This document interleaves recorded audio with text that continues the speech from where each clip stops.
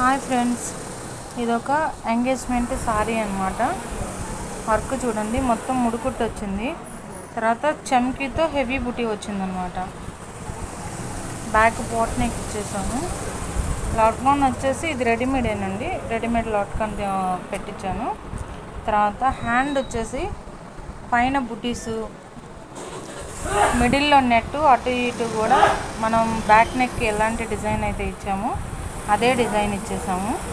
తర్వాత కింద వచ్చేసి ఇట్లాగా లైన్స్ డిజైన్ ఇప్పించానండి. కింద వచ్చేసి లాట్కాన్, సారీ కాంబినేషన్ లాట్కాను.